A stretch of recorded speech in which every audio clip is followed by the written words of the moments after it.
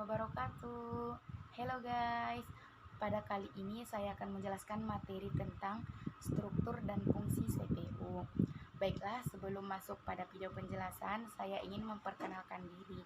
Perkenalkan, nama saya Dian Ririn Hasibuan, NIM 2520008, lokal PTIK 2A 2020, jurusan Teknik Informatika dan Komputer, Fakultas Tarbiyah dan Ilmu Keguruan, Institut Agama Islam Negeri Bukit Tinggi.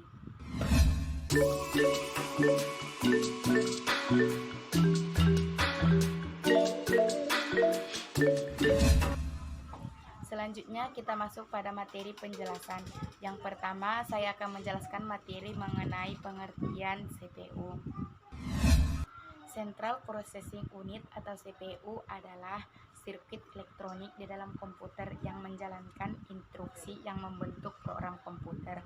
CPU melakukan operasi aritmetika, logika, pengendalian, dan input-output yang ditentukan oleh instruksi dalam program. Materi yang kedua yaitu fungsi dari CPU.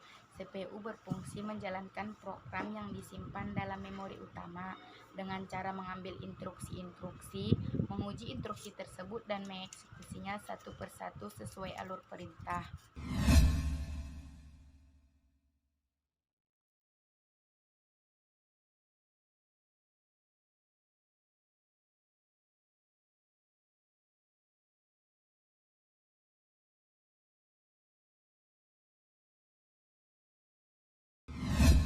Baiklah, saya akan menjelaskan satu persatu komponen utama dari penyusun CPU, yaitu ALU.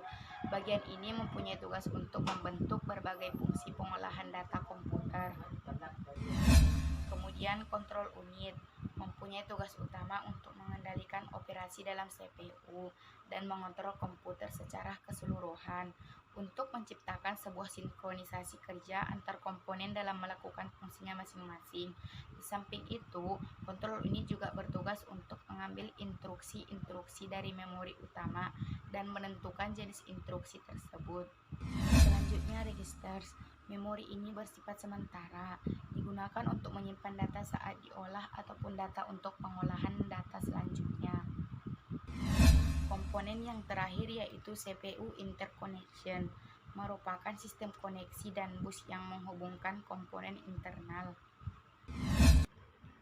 Baiklah, selanjutnya saya akan menjelaskan mengenai siklus pada CPU, yaitu siklus instruksi. Siklus instruksi terdiri dari siklus batch dan siklus eksekusi. Di awal setiap siklus, CPU akan membaca dari memori utama. Sebuah register yang disebut program counter akan mengawasi dan menghitung instruksi selanjutnya. Ketika CPU membaca sebuah instruksi, program counter akan menambah satu hitungannya.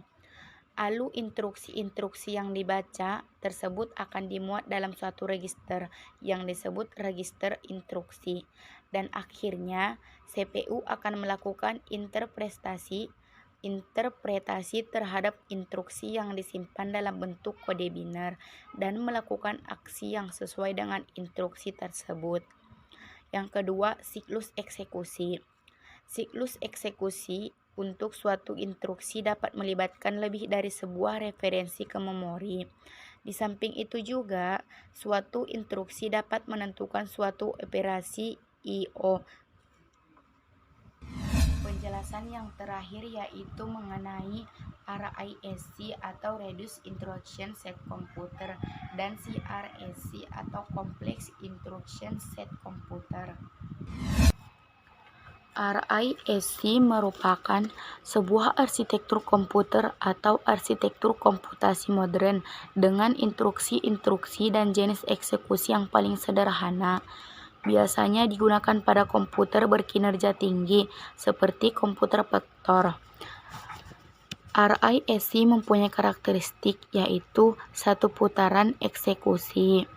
Yang kedua, sebuah teknik yang memungkinkan dapat melakukan eksekusi secara simultan, sehingga proses instruksi lebih efisien.